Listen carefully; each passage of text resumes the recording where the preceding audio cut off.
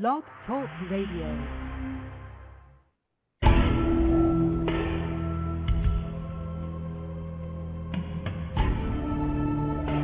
You are now listening to True Murder, the most shocking killers in true crime history, and the authors that have written about them. Gacy, Bundy, Dahmer, The Night Stalker, BTK. Every week, another fascinating author talking about the most shocking and infamous killers in true crime history. True Murder, with your host, journalist and author, Dan Zupansky.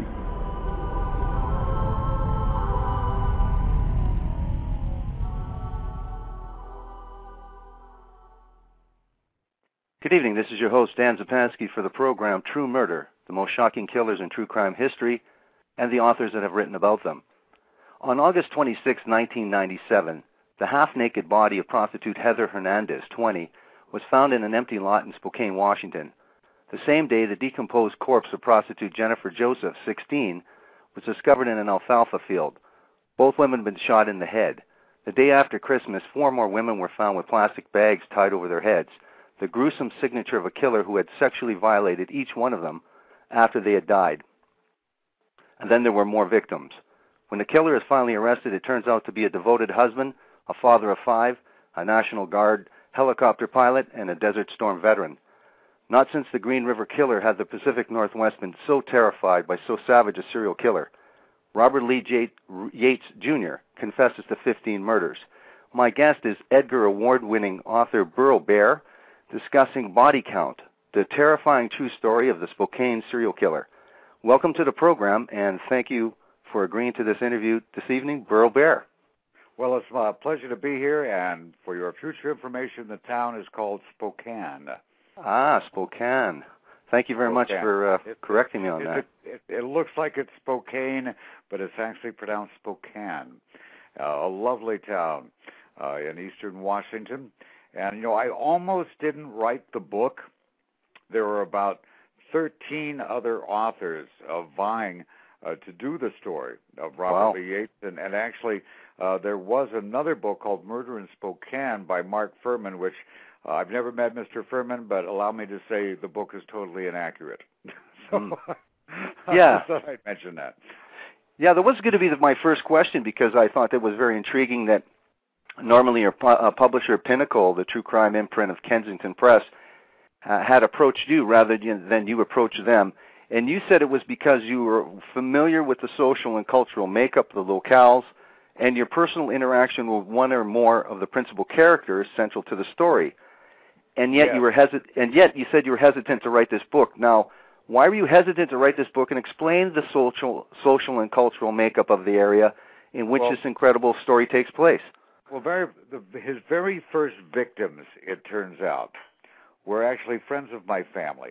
This goes back to Walla Walla, Washington, which is a sleepy town of about, officially 25,000. It's actually more than that. It's in the southeastern Washington tip. And Patrick Oliver, 21, and Susan Savage, 22, grew up together in Walla Walla, Washington. They'd been friends since childhood. They were both well-known people in the community. And the Oliver family and my family knew each other, and it's a close-knit town. And back in '75, on July 13th, they went out for picnics. Said they'd be home in time for dinner, and they didn't come back. Their bodies were found in a recreational area 10 miles east of Walla Walla, in an area called Mill Creek, near a place called the Wickersham Bridge. It was a favorite outing spot for the Olivers. They were both found murdered, their bodies under an old tire and an old sleeping bag. The murder was never found. It wasn't until years later, 25, 30 years later, when Yates confessed that murder was cleared up as well. They were friends of my family. In fact, his brother, years later, long before the Spokane serial killer became well known, was a frequent guest in my home. And so there was a connection there. And then one of the murder victims, Darla, who is mentioned, and her boyfriend Arthur. Arthur and I became friends in Seattle when he was managing an apartment building. He moved back to Spokane, and I had friends and relatives in Spokane. My family went there for Bloomsday. My son ran in the Bloomsday Marathon race. And on that day, I stopped by to visit Arthur, and his then current girlfriend, Darla, dropped by, a very attractive young lady, wearing very short cut-off jeans and obviously no underpants. And she proceeded to relate the fact that she just robbed somebody of $600. I said, Darla, what are you talking about? Turns out Darla was, almost Freudian slip there, dollar and Darla. She was what we call in the polite vernacular a $20 whore. She worked the streets, but she happened to meet a very polite gentleman, traveling salesman, who offered her $600 to spend the weekend with him in the finest hotel in Spokane, and he would do that, I believe, twice a month, regular as clockwork. She would be safe, she'd be well-fed, she'd be with a safe person, and like many people in that lifestyle, unable to look at the big picture, she took the first $600 and ran. And I said to her, Darla, let me give you a piece of advice. This is how women in your line of work get disfigured or, at worst, killed. Because men who are doing that are very emotionally sensitive. You may never remember him, but I guarantee you, he will never forget you. And you do that to the wrong person, you're going to wind up dead. The next time I saw Darla, it was photographs of her dead, decomposed body at the dump site where she was murdered and left by Robert Lee Yates. Wow. Incredible connection. I had no idea. I knew you're from the area, but this is amazing. I lived in the same city with him in Walla Walla. My daughter went to the same school with him. I knew two of his victims I had met personally. Another one was a graduate of my same high school, although much older than I. So I was familiar with not only the cities, but the people. And Arthur, may his soul rest in peace, he died he had a stroke, a heart attack, or whatever. He helped me with actually the writing of the book, put me in touch with a lot of the people I interviewed. And he gave me an extensive interviews for the book about Darla. He actually saw Yates come and pick her up on their final date. Her body was found wearing his Mickey Mouse sweatshirt that he had lent her that day. Wow. So I knew these people. And it was because I knew the people, I had interacted, that despite there were other authors who wanted to do the book, the publisher said, hey, you're obviously the guy. Right. Now, what was the community like? You say it's a little sleepy little place, but what is Spokane like? Well, Spokane is a bigger city than Walla Walla. Right. He was living he originally wasn't from Walla Walla. He was originally from, I believe, Oak Harbor, which is not too far from Mukilteo, where I was also living at the time I signed the contract to write the book. He was working in Walla Walla, Washington, ironically, as a prison guard, correctional officer. In fact, in the book, there's a photograph of Robert Lee Yates taken, his employee photo. They take the employee photo and the convict photos in the same place, just like the booking photos. Yeah. There's two photos of him in the book. One is his employee photo from the 1970s when he was there as a correctional officer, and then the photo of him as a prisoner in the 1990s after he was, found and confessed. So he wound up right back where he was before. Ironic. Let's go back. You do, early on in the book, go back to Robert Yates, his life, his early life growing up. What were his parents like? Obviously, everybody wants to know what the upbringing and the life, so they can either draw some conclusions from that or not. But tell us about his early life growing up. Okay. Now, he actually came from a wonderful family. He had great parents, and a lot of people see, gee, can I blame myself? Was I a bad father? One thing and another. In the hometown of Oak Harbor, Washington, they don't call him Robert Lee Yates. They call him Bobby to differentiate himself from his father. Interestingly enough, in 1945, his grandmother wielding a double-edged axe, violently ended her husband's life. Yates' father, I have a quote here, says, "I was there. I heard the murder in the night. He found his father near death and his mother seated in a straight-backed chair in another room. She'd given birth to 11 children, been under the stress of having a husband working away from home, and she simply broke. She spent 7 years in a state mental hospital," according to Yates Sr. Now, according to those who knew Robert Yates Jr., the convicted Spokane serial killer, this was a kid who was never in trouble. He was always practicing his upbringing. It was a good one. His upbringing was idyllic, healthy, moral, exemplary. He was, as far as everyone knew, he was nothing but a good kid. What do you do in the Olympic Mountains by the Pacific Ocean? Backpacking, hunting, dirtback riding, fishing. Wholesome activities up there are the rule, not the exception for a life on Whidbey Island. His father was an elder in the Seventh-day Adventist Church. It was a tiny congregation, less than 100 people. This is a close-knit family, good people. Nothing at all that would give you any indication that this kid had something wrong with him. You don't get any indication until the time of his first marriage. He was married twice. Now, before that, you can talk about a little bit about his military career, because I end up talking about him being a National Guard helicopter pilot and serving in Desert Storm. When did this all occur? Did this occur after? Give us it occurred after the first murder. The first murder was in Walla Walla, Washington. It was after that he goes into the service. How old is he when he does that, Burl? Oh boy, I'd have to look up the age, but is he a young man? At the age of 20 is his first marriage. He married Shirley Nylander. They moved to College Place, where he enrolled in Walla Walla College, which is College Place is like a suburb of Walla Walla. It's a Seventh-day Adventist school. Okay. 18 months after the marriage, she moved out, went home and asked for a divorce. He didn't give her an argument.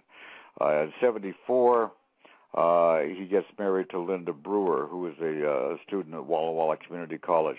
But his 1974 marriage to Linda was illegal and annulled because his divorce from his first wife wasn't final.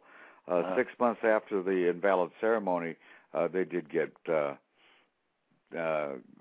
married. So, but he went into the service, and there is this suspicion that many unsolved murders in Germany, where he was stationed for a while, he may have been associated with. There's nothing to really, back that up. Right. No, so is there any indication did you have a chance to speak to his first wife at all? Was there any information? No, well, there was, one of the problems with that is that when he was there in College Place, there was a slight problem that he was renting out the apartment next door. There was an apartment next door, and he drilled a hole in the wall to watch his neighbors have sex. Now, everyone needs a hobby, but that's not usually considered socially appropriate. No. So that was a bit of a problem.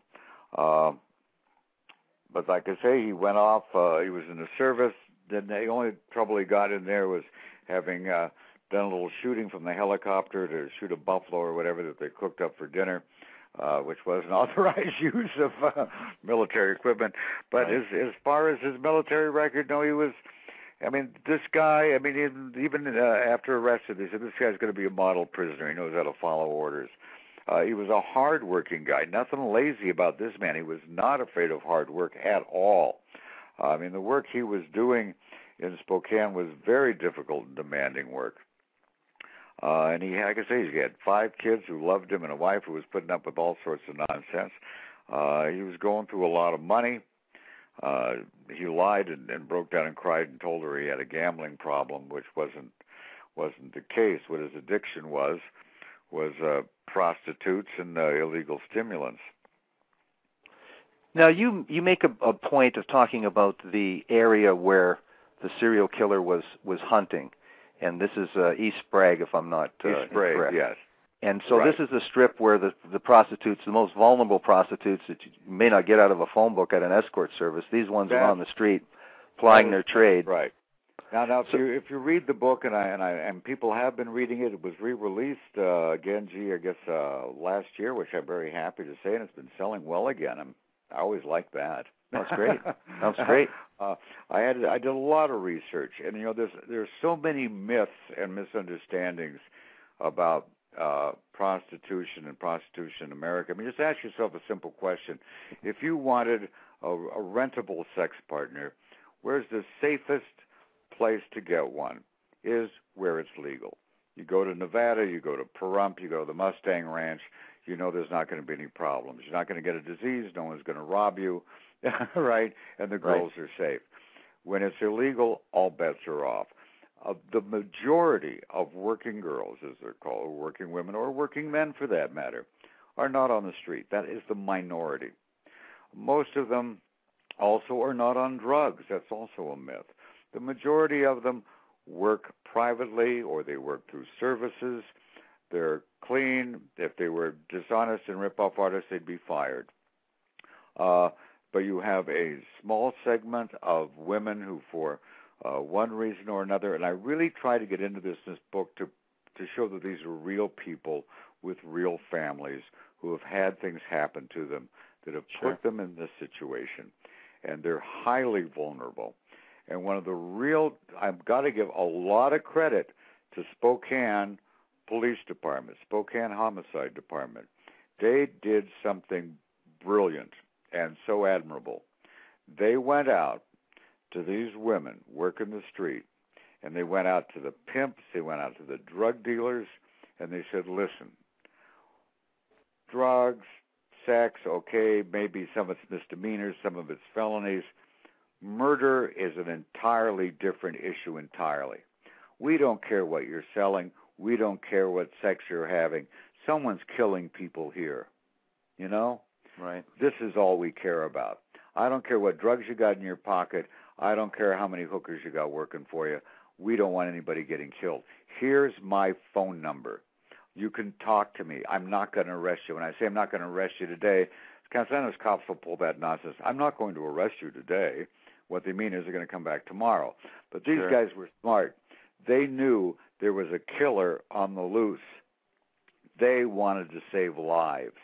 And so they built bonds of trust with these working girls and the guys and the dealers. I mean, you had a strange alliance going on here.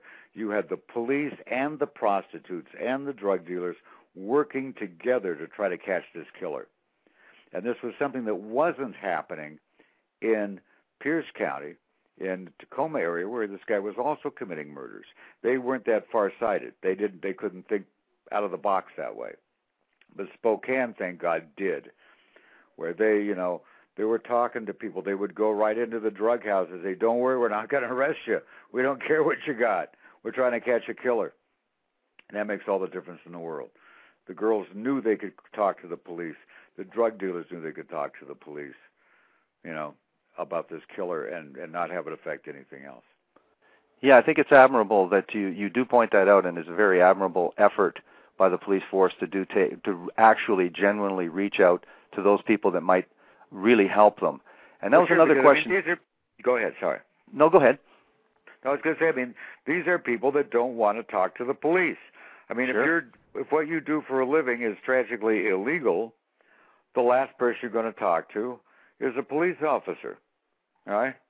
So they had to gain their trust and say, listen, I don't care. I'm a homicide detective, I'm not even taking notes on what drugs you're selling. We're trying to catch a killer here. You've got girls working the street. We want them to come back. We don't want them dead, Right. Now, getting back to this hunt for this particular person, obviously when I introduced this story that he ends up confessing to 15 murders, so we're just at a few here. You talk very much and very highly, and it looks like you obviously had good access to the task force itself or the investigation itself. Now, tell us a little bit about the contact with FBI. What, if any, help was the profiling that's normally done in a case like this? It wasn't. There wasn't. It was such a mess. I mean, I felt so sorry for these guys. You have a homicide task force in the city of Spokane. Spokane is much bigger than Walla Walla, but it's essentially a small town of limited resources. They put together a task force of the Spokane Police Department and some representatives from the Washington State Patrol. It's underfunded, right? Eventually, they did get some financial reimbursement from, I think, the federal government. But they're working on a limited budget, limited resources. They become somewhat of a political football. And also you had another gentleman, a fairly well-known personality, who had a radio show in town who was continually talking about the case, getting the public riled up with a lot of misinformation, a lot of false leads, picking on the homicide task force, and making their life difficult. When I showed up to do the book, and I met with the homicide task force, usually when I go to meet with the homicide task force, which has successfully solved a case, they're very happy to see me, right? Right. Not in this situation. They're looking at me sideways the minute I walk in the door, because there had just been a book. The other book that was written by another author, called Murder in Spokane, was originally written as an indictment of the homicide task force for being so lousy and not having solved the case. Wow. Okay. And just before the book was about to come out, they solved the case. And the author went to them and said, please tell me how you did it. Please give me access for information. And they said, I won't give you the exact wording, but basically came down to, listen, you're a convicted felon. You've done nothing but make life difficult for us with the stuff you've said on the air, and you can go do an interesting trick that defies the laws of nature. We want nothing to do with you. Yeah, right. Then I show up, and for all they know, I'm like him. Sure. And they wanted me even to sign some sort of an agreement with them that if I did this wrong or that wrong. I mean, it was very, very, I had to prove myself to them. How'd you do that? By show them some of your books? my books, my reputation, sure. And I met with them repeatedly, and about what my attitude was, and bless their hearts, and they were still working on a deal, even though Yates had confessed. There was a plea deal made between two different prosecutors, one in Spokane and the one in Pierce County. And that was if he would plead guilty and if he would tell them where one of the missing bodies was, that they'd take the death penalty off the table. And then the Pierce County prosecutor reneged on the deal. So then there was going to be a trial in Pierce County. And so things got kind of messy then in terms of my book was actually held up for almost a year because I couldn't get the photographs. And even the photographs in the book aren't that great as far as true crime book photographs go, because they were going to be used in evidence in a trial.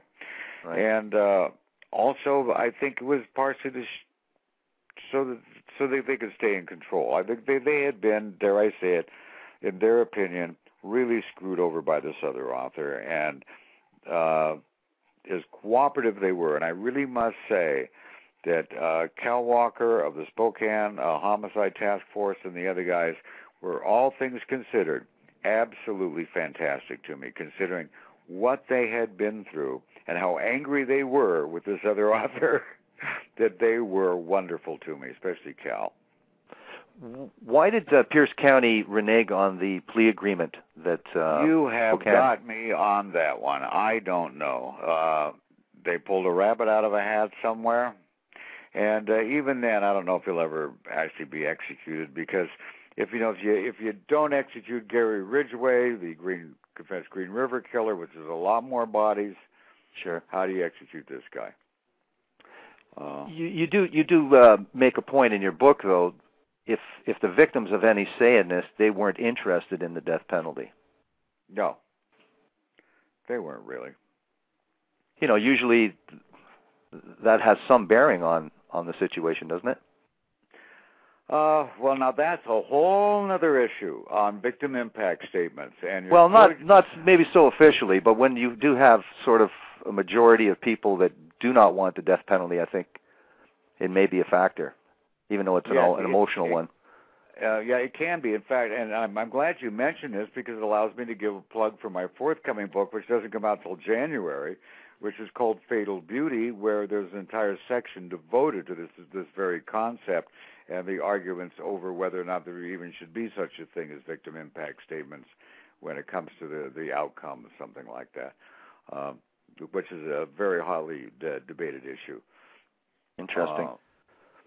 But it's, to me, one of the fascinating things that the Homicide Task Force ran into on this situation was public apathy. Really? And this drove them nuts because Yates learned his lesson on that first killing. The first people he killed were well-known, well-respected young people in the city of Walla Walla. And it was headline news, front news, rewards offered, etc. Well, he got the hell out of town. And he learned a few things. One is you don't shoot someone in the head with a .357 Magnum when their head's in your lap. Two, you use a low-caliber weapon. And if you're going to kill people, kill disposable people, people that other people don't care about, supposedly, meaning the hooker on Sprague, the streetwalker, like they're not real. Well, they are real people, and that's something I really wanted to get across in my book. These were women that had moms and dads, and they had children that they're supporting. Somehow people get the idea that these aren't real people. Like one of them, his name escapes me, there's so many of them, had worked for years in the local hospitals, had a reputable job. And their sister was a teacher, and they were very, very close. And she developed severe carpal tunnel syndrome and had the operation on her wrist. She couldn't work. She was on pain pills. She couldn't continue her job, winds up being addicted to the pain pills. Then she doesn't have any medical insurance coverage, no health care. And when you've got high medical expenses and a kid to take care of and you can't work and you're a woman, there's always something you can do. Well, it's another debate, but I certainly agree with you that prostitution should be legalized in order to protect people at the level that everyone else expects to be protected by the police. And it's not even a matter of legalization. If you talk to them, they don't want it legalized. They want it decriminalized. And here is the interesting reason which most people never think of. And that is, if it's illegal or legal, is no difference because it's still controlled by the politicians and the police. Certainly. Those people would still be, Those people would still be looking for a job outside of the establishment, we'll say. Yeah, but if it's decriminalized, if they're unionized, if they have the same protection. I mean, the fact that a woman can be beaten to a pulp and can't go to the police, and she says, "What were you doing?" "Well, I'm a prostitute." "Well, serves you right. What do you expect?" You wouldn't get that in any other job. I work at the 7-Eleven. I got beat to a pulp. What do you expect working in a convenience store? No one would dare say that to you. No, but Burl, just not to argue the point, but at the same time, you've covered a lot of cases. You've written about a lot of murder trials and murder victims. There is good victims, and there are, as you say, less important victims. It seems to the public. The public seems to think that certain. That's the real key to the public. And what Cal Walker, the Homicide Task Force, said, there are people who believe as long as he's killing prostitutes, we're safe because he's not going to come kill us. That these people are our buffer. As long as he's killing these girls on the street. And here's another thing. Could these women go to shelters? Could they go anywhere to be safe? Right? No. because up until a certain point, in order for a woman to go to a shelter, she had to be drug-free. Okay. If she wasn't drug-free, they wouldn't take her in. So what you're doing is you're just putting the most vulnerable people. I mean, the police didn't want to use the term prostitutes or drug addicts. They'd always preferred the term people of high-risk lifestyle. Sure. And it's just putting them out there like bait for this guy. He knew who to get. He knew he could get away with killing easier. It's like that guy up in Canada who bumped off, 80 women or something, and the prostitutes themselves were going to the police saying, someone's killing us. So how do you know they just didn't leave town? Sure, yeah. He had 50 for sure. Yeah, and this is really, and the thing is that the women that Yates was killing, these 13, all knew each other. They all ran in the same little crew. They were all, with the exception of a couple of them, were fairly scandalous. The little Asian girl that was killed, who actually the button off of her blouse was the damning evidence found in the Corvette. She wasn't into drugs, and she became a prostitute on some of her vacation because she liked the job and she liked the lifestyle. Everybody needs a hobby. Well, she's only 16 years old too, so it's many people would think that wasn't really an adult decision. No, have a little bit more sympathy for us.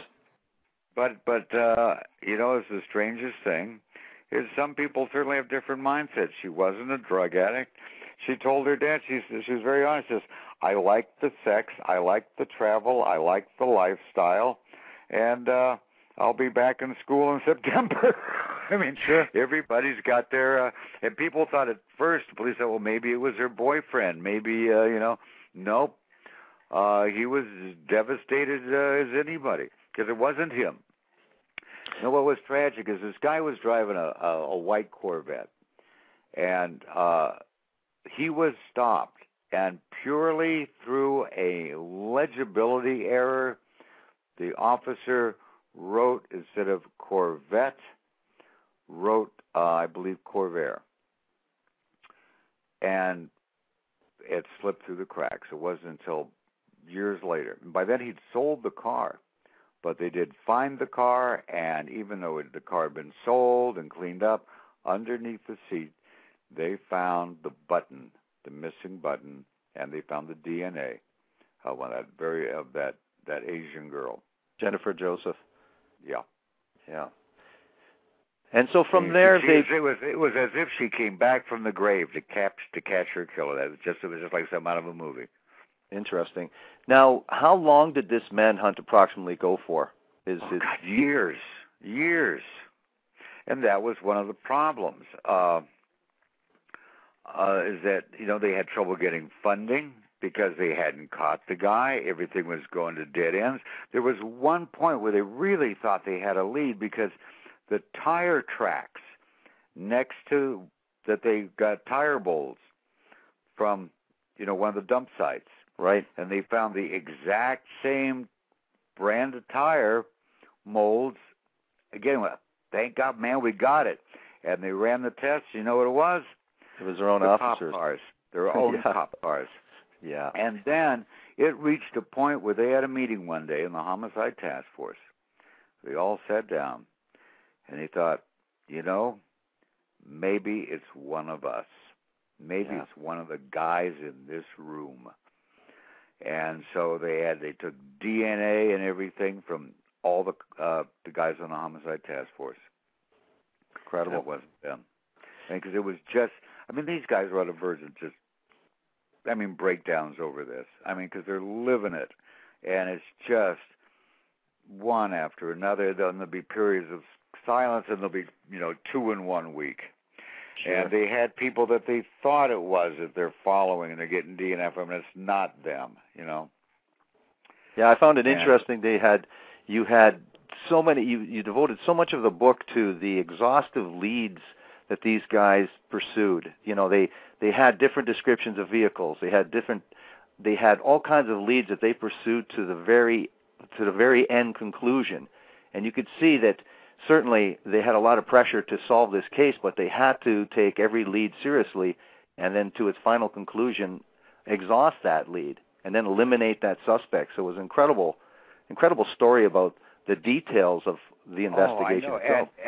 And as you know, and this is something that makes me nuts watching Nancy Grace, which I do occasionally, or listen to the Levi Pages show, and I wrote about this on In Cold Blog, the number one crime blog site, and I had Aaron Moriarty on my show, and we talked about this. I call it water cooler crime.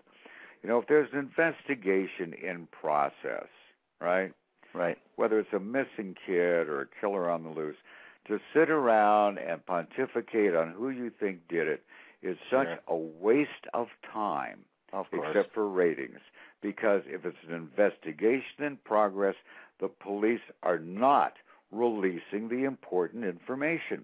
Sure. Because the important information is what's going to help them catch the killer, and they don't want the killer to know they have that information.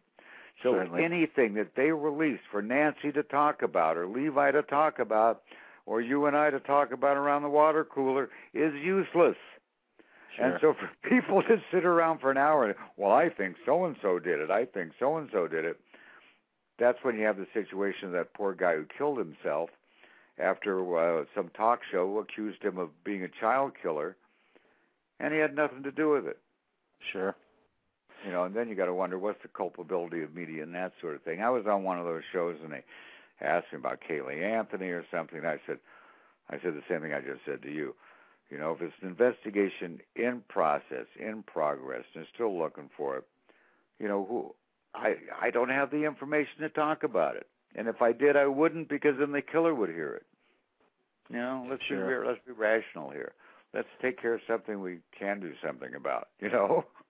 Well, the thing is, I think the thing is, though, that authors like yourself that are investigative journalists take this information, have sat through trials, and actually, at the end of doing all your research and being involved completely, you actually understand how a trial is conducted and understand the process more completely than anyone else that's just superficially looking at the news. And I find that a lot of these pundits on TV, because they got to do stuff all the time, they don't specialize. They really don't understand the law. And them speculating is, I don't listen to it too often because it's kind of ridiculous, because you can't really, like you say, you can't have any more information that's already been released. So to speculate who did what or how they looked on TV or... thing that scares me, I'll tell you, and this does scare me, I'm not just saying it scares me for the sake of hyperbole, is the people who are so eager to say, the minute someone's arrested or someone's charged, they're just saying, string him up, kill him, hang him, chop his testicles off, whatever. The guy, woman, whatever, hasn't even been to court yet. They could be innocent. And just because someone's arrested doesn't mean they're guilty. And this thing of assumption of guilt, and where is a person supposed to get a fair trial anymore? It's difficult enough. And here's something that most people never think of. And this may surprise you. One of the purposes, this is never discussed, you'll love this. One of the purposes of having registered sex offenders is so you've got someone to hang a case on when you can't solve it. That's your opinion, right? That's a fact. I could name you a case, but someone might sue me. I don't know. There is a case where there is a man in prison right now for life who it is known by the detectives and by a very well-known forensic, whatchamacallit, my mind just went blank, worked on the case, that the guy didn't do it. And I said to a detective in the city, because I followed the case I went to, and I said, according to the police, because this man was a registered sex offender, and you immediately suspected him, you had him under surveillance 24/7 from this date on. Is that correct? He said, yes. I said, it was also testified in court that the body of this child was moved on such and such a date approximately to this other location before it was found. And his eyes just kind of averted. And I said, you know what I'm saying? He couldn't have done it, because if he had done it, you would have seen it. And his response was, well, at least we cleared the case. Mm. So I followed up on that, and I went to the medical expert who had examined the body and spoke to him. And he said, the child wasn't strangled. The child wasn't molested. Everything medical about the child was indicative that the kid had been crying. The mother tried to silence the child with her hand over the kid's mouth and accidentally suffocated her child.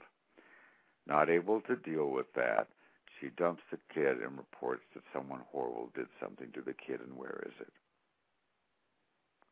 Well, the police didn't, obviously, the person you spoke to didn't have all the information. Well, and that's so you will also get in a situation where there's, it's tragic for people to stop and think about, because there are so many wonderful police people out there and so many wonderful homicide investigators that you can get in situations where you have political pressure, you have social pressure, you've got a really good, viable candidate to have done the job, and if you can close the case, you can close the case. I'll give an example. I know we're talking about body count, but I'll mention I have a book called Murder in the Family, where they successfully prosecuted Kirby D. Anthony for the horrifying rape and murder of his own aunt and her two lovely little children. This is a terrifying case. The man's a monster, in my opinion. It's a tragic story. They almost didn't pursue him because upstairs in the same building was a fellow of the approximate age range who was a previous who was a listed sex offender, and they were ready to go gung-ho after this guy, and he lived right upstairs. The only thing that stopped him was they did have an FBI profiler involved, Judson Ray, who was involved, who said, no, he fits everything that you're looking for, except whoever did this, because of the way the people were strangled, knew them intimately. And this guy, even though he lived upstairs, he did not know them intimately. If they would have focused all their attention on that guy, the real killer would have got away. Well, certainly you also have those kinds of cases as well, too, where you have a organized serial killer who, very much like Yates here, doesn't have any criminal background. And when the police are looking for the suspects and they're weeding through a list of suspects, because they don't have a criminal record, because they don't fit any kind of profile, they're the last people in the investigation. You've hit on something really on the button there, and this is the tragic thing. When you're dealing with these kind of serial killers, they're the last person you'd ever think of. When it went on TV that Robert Lee Yates was arrested and had confessed to being the serial killer, one of the women who knew him was sitting in a restaurant, and she saw him on TV. She about broke into tears. She knew him. In fact, she liked him so much, she had fallen in love with him. Oh, wow. Even had taken him home to meet her family. She was a working lady. But she thought he was so wonderful.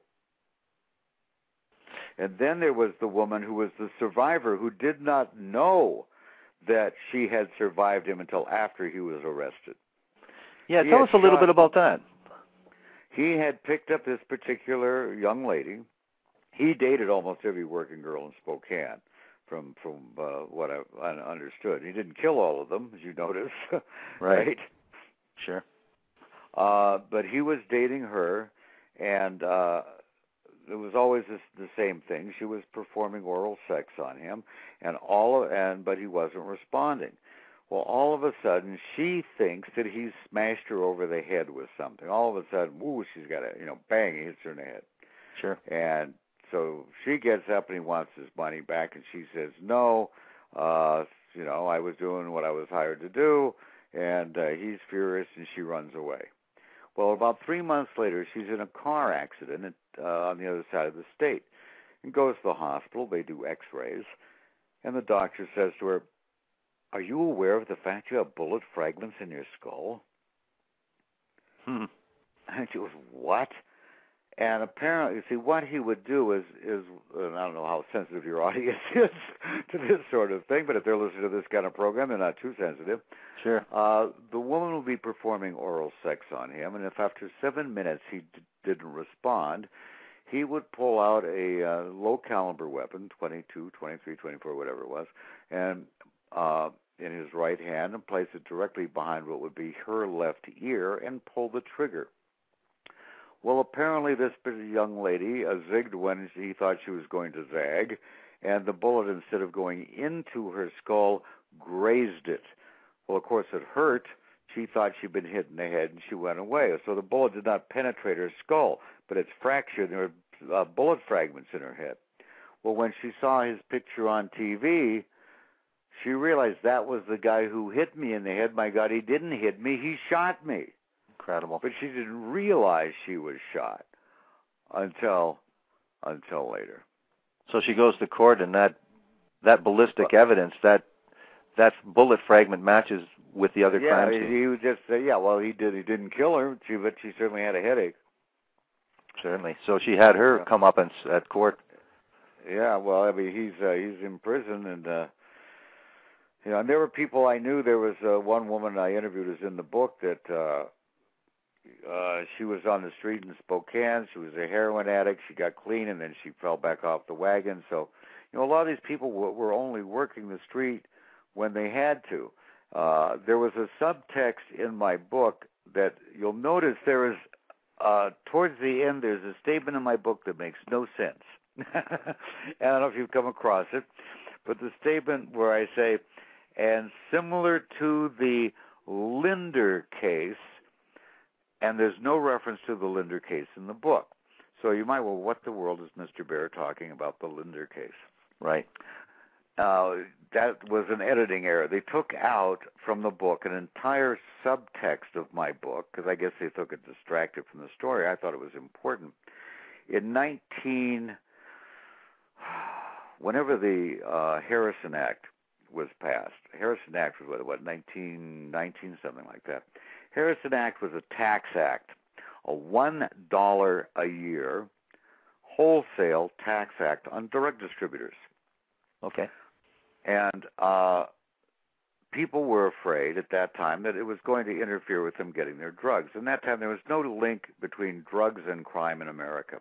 And most of the drug addicts in America were Southern white women, actually, taking over-the-counter medications that had, addictive substances in them.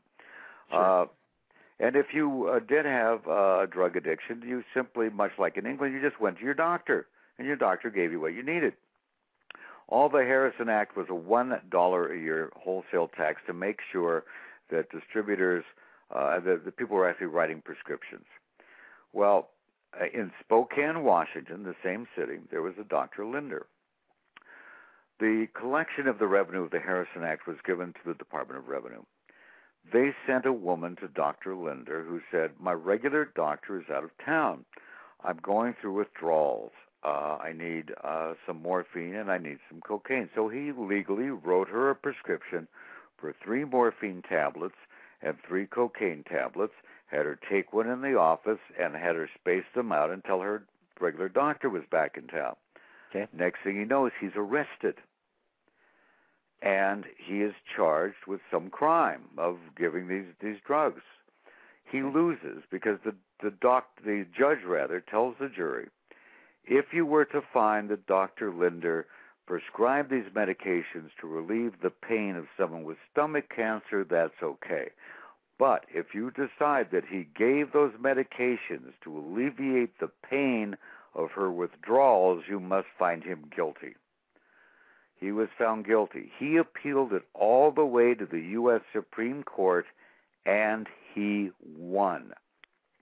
The United States Supreme Court ruled that the federal government has no right to interfere in the doctor's treatment of a patient and has no right to say what a reasonable amount of addictive medication is, and that he was perfectly within his medical right to alleviate the pain and suffering of an addict by giving the addict, what they needed. The climate at that time was such that doctors were still afraid to do that. And so the doctors stopped treating their addicts when it was cheap. And so who moved in to do it for them? Organized crime. Certainly. Up until then, there had never been a link between crime and drugs in America. Well, Dr. Lindstrom was the medical examiner in Spokane at the time of this case, and he was arrested for an alleged impropriety with drug prescriptions. And so that's why I referenced the Linder case. Had it not been for the fallout of the Linder case, you would not even have the subculture of street prostitutes and illegal drugs that made his victims possible. Certainly. Yeah, I can understand that subtext, certainly, yeah. And they took all that out except the one reference to Dr. Linder, one of the most overlooked Supreme Court decisions in American history. It's a very famous case, Linder versus United States, or U.S. versus Linder. In any event, that was also in Spokane, Washington. It's very tragic. If we did not have I had on my show the guy who was head of law enforcement against prohibition. And as he said, if you just took all Schedule I drugs in America and made them Schedule II, the problem would be solved. You write a prescription, you get it, you're done, they're cheap. Organized crime is out of it. The crime is out of it. But what you have is there's more money in corruption. If there weren't so much money in corruption, it wouldn't still be the way it is. I think the thing is that there's sometimes there's a combination of things. It's politically, it would be a huge football to try to roll back drug laws or actually scale them back. Even to talk about lifting mandatory minimums is politically suicidal sometimes. But I do agree with you. The only way to solve the problem, it might seem absurd to some people, but many people that have been involved with this, police, law enforcement people have said, you have to legalize all drugs. You have to take organized crime out of it. Because, like I say, what age do you have to be to buy alcohol where you are? 18 years of age. Jersey? How old do you have to be to buy cocaine? Sure, any age. Any age. Yeah. Who's in charge of the quality? Yeah. The mob. Who's in charge of distribution? The mob. But it's not that way in other countries, and they don't have those problems. Like I say, in America didn't have the linkage between drugs and crime until the 1920s when it became illegal. It's just like Prohibition. Prohibition didn't work with Al Capone, and it doesn't work with these guys either. It's just that the corruption is so profitable. I had Norm Stamper, former chief of police of Seattle, on, and he'll be the first to tell you. He says it's a waste of police resources. It causes nothing but corruption. And you wouldn't have these. I'm happy to say, however, when Robert Lee Yates, the Spokane killer, was captured, prior to that, they did, thank God, establish a shelter for women where they could go, where they didn't have to be clean and sober in order to get in. Because otherwise, they were just sitting ducks for him. They were just out there, like fish in a barrel. Certainly. They didn't have anywhere to go. The minute he was captured, they wanted to close it. Fortunately, I think it was Volunteers for America came in and kept it open. Oh, that's good. It's a very good thing. Now, you talked about Yates confessing to 15 murders. What was the deal? You said the plea bargain was given up, but in the end, were 15 murders solved? Were the bodies identified? Well, the real tragedy was, and this is in the book, and poor Cal Walker of the Spokane Homicide Task Force, his stomach just sank with this. They said, well, we're looking for the one, we haven't found the body. I'm trying to remember what her name is. It's at the very, very end of the book. And he says, okay, I'll draw you a map, to where the body is. Right. And where the body was at his home, buried under the bedroom window. And they had torn that place apart. They'd had dogs. They'd had everything. He had brought her home as the ultimate trophy and buried her under his bedroom window. Incredible. And so when they started following him in the car to find out where he took that body, and Cal Walker told me, when I realized we were going back to his house, He says, I just got sick to my stomach. He says, how could we miss that? And there she was. I mean, it's just really, really distressing. One thing they never did find out, they never asked him, and they never told him. I was thinking about this just the other day, of writing him a letter and asking him. When he would shoot these women, after the first time, when he made the big mistake of using a .357, right, is he'd shoot them, and he'd immediately put a paper towel over the wound. Right. And then he'd put these paper bags over. They never could find where the paper towels came from. Yeah, I found that interesting that that was part of their investigation. They tried to track down the origin of those paper towels. Where's the paper towels? They figured if I buying them near the house or something, what brand of paper towel? They never could find out what the hell kind of, pardon my language, what kind of paper towel it was. And they never did bother to ask, of course, once he confessed. I was thinking about it the other day, because, sitting there in Walla Walla, write him a letter. What kind of paper towels were those? Incredible. Even the plastic bags, they did an exhaustive investigation on where those bags might be and did some geographical sort of profiling to say this might be where he could have operated from. And they were even able to finally take prints or DNA or whatever is off the bags. That was incredible. I felt so sorry for his wife. Can you imagine how devastated that woman was? She was, having pie in a restaurant. And they came and, talked to her and says about your husband. And they said, oh, God, if he's in trouble, I'll kill him. And when they told her, he's in trouble. Yeah, they didn't want to come and take him away, in front of the kids and everything. I know that you talk about the father supporting him despite the crimes, but basically, what was his demeanor in court? We only got about 3 minutes left, but what was Yates like in court? Yates the killer. It was like he was angry when he kept saying, he'd read the people's names. Linda Maben, I'm sorry. Darla so and so, I'm sorry. It's like he wasn't sorry at all. But of course, if the guy is a psychopath, they don't have the emotion. They're missing the emotion chip. Sure. And most of them can cry on cue, because that's the one thing they can do. But they really are incapable of feeling remorse. You can get mad at them for killing, but you can't get mad at them for not feeling remorse. They're incapable.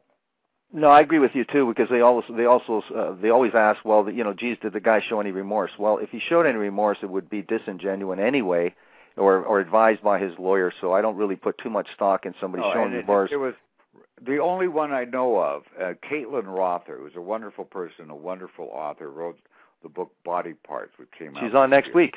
She's on next week talking about that book. Yeah, give her my best regards, and she'll tell you, here's a guy who walks into a police station and says, I'm a serial killer. There's a guy with remorse. He turns himself in. Well, I know somebody that turned himself in, but there was no remorse, so, that's not always an indication either. So. Well, at least the guy knew he was doing something wrong. It was like Brent Turvey says, why do they do it? It's simple. They tried it, they liked it, they did it again. Same reason you go to the same Chinese restaurant. You try it, you like it, you do it again. Once you cross that line between fantasy and doing it, you can't go back. You may fantasize about, doing something sick. Once you've done it, you've done it. And when it comes to murder, there's no way you can take it back. You've killed once. What difference does it make if you do it again? Sure. Well, we just got a few seconds left. We were talking about the book Body Count, The Terrifying True Story of the Spokane Serial Killer. Burl, tell our audience how they can contact you. You have a great radio show on your website. Tell our audience about when that is live. And real easy. If you go to Outlaw Crime, all one word, outlawcrime.com, and you'll always get the news of who my guests are. I got Amanda Lamb coming up this Saturday. I'm going to have you on in a couple weeks. That'll be fun. Yeah, Caitlin Roth. We have all the best people, including you. So if you go to outlawcrime.com or Burl Bearer, BurlBarer.net, you can always get a hold of me. And great. Thanks so much for having me on the show. I really went by fast. Well, thank you very much. I know our audience appreciate it, and it was a great pleasure for me to have you on the show, Burl. Thank you very much for this interview. Okay. Thanks. Say hi to Caitlin for me next week. I will. And you have yourself a very good evening, Burl. Okay, you too. Bye-bye. Okay, take care. Bye. You've been listening to the program True Murder, the most shocking killers in true crime history, and the authors that have written about them, with your host, Dan Zupansky. Good night.